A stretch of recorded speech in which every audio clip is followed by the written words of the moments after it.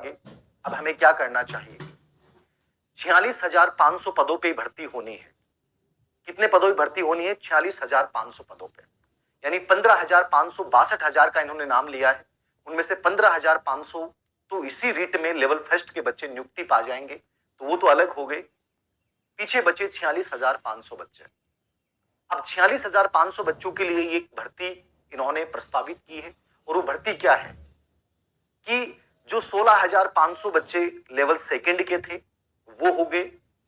20,000 पदों की इन्होंने जो मई में रीट की एक प्रस्तावित भर्ती की घोषणा की थी वो मिल गई, और 10,000 पद इन्होंने उसमें और जोड़ दिए हैं, यानी 46,500 पदों के लिए आगामी रीट भर्ती परीक्षा होगी, जो लेवल फर्स्ट के लिए भी है और लेवल सेकंड के लिए भी है। हाँ, ये बात आप मान सकते हैं कि पदों की संख्या लेवल सेकंड की इसमें कुछ ज्यादा रहेगी, लेकिन टोटल मैंने कहा कि 46,500, और ये कोई फर्क नहीं पड़ता कि साहब पद कितने हैं, कितनी भर्ती है, 62,000, 46,000, 30,000। सबसे बड़ी चीज ये है कि हम कैसे अब अपने आप के कॉन्फिडेंस को मेंटेन करते हुए इस यज्ञ में अपनी आहुति देते हैं, मेहनत की। उम्मीद करते हैं कि आगामी समय में ऐसा कुछ नहीं होगा, क्योंकि कोशिश सरकारें भी करेंगी और भी करेगा, इनकी खूब बदनामी हो चुकी है। मैं एक उम्मीद बता सकता हूं, और उम्मीद के अलावा आपके पास और हमारे पास कुछ नहीं है, समझ गए ना।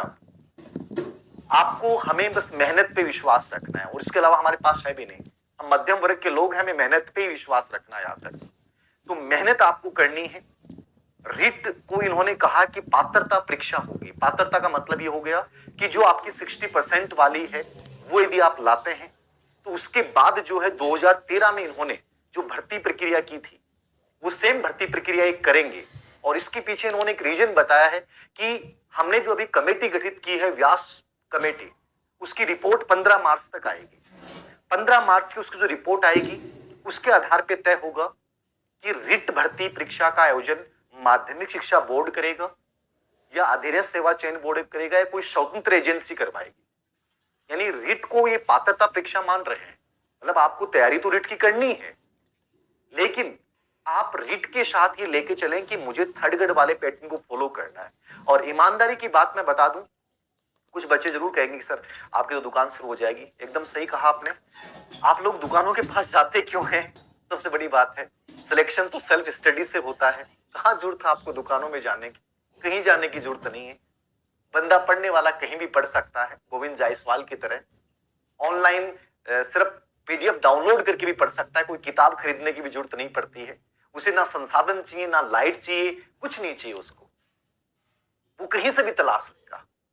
और तुम लोगों को यदि शौक है तो फिर जाओगे, तो क्या इलाज है उसका? तो खैर कोई इलाज नहीं है। 46,600 की जो ये 500 की भर्ती होगी, मेरा कहने का मतलब है मैं सिर्फ आपको एक वही बताऊंगा जो मुझे लगता है कि आपको करना चाहिए। आप रीट के साथ आप थर्ड ग्रेड भर्ती प्रक्रिया को साथ लेके चले, जिनका उद्देश्य केवल रीट है। याद रखना कैसे ले सकते हैं, क्योंकि जो थर्ड ग्रेड भर्ती परीक्षा होगी उसका पैटर्न यदि आप लोगों को पता हो तो उसमें सब्जेक्ट, यानी जो रीट में आपका सब्जेक्ट होगा, जो आरबीसी बोर्ड आप रीट में पढ़ने वाले हैं वही आपको थर्ड ग्रेड में पढ़ना है। ये सब्जेक्ट सेम है। टीचिंग मेथड वहां भी आएगा थर्ड ग्रेड में, यहां भी आता है। साइकोलॉजी आपके रीट में भी आनी है, और थर्ड ग्रेड की भर्ती प्रक्रिया में बस वेटेज कम हो जाएगा वहां पे, बाकी आनी वहां भी है। टीचिंग मेथड और साइकोलॉजी दोनों वहां पे आने हैं, सब्जेक्ट आपका वहां आना है। और एक राजस्थान जीके वाला पार्ट ये लोग थर्ड ग्रेड में रखते हैं।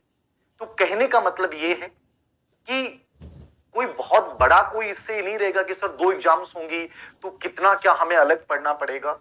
आप रीट के साथ राजस्थान जीके को साथ लेके चल सकते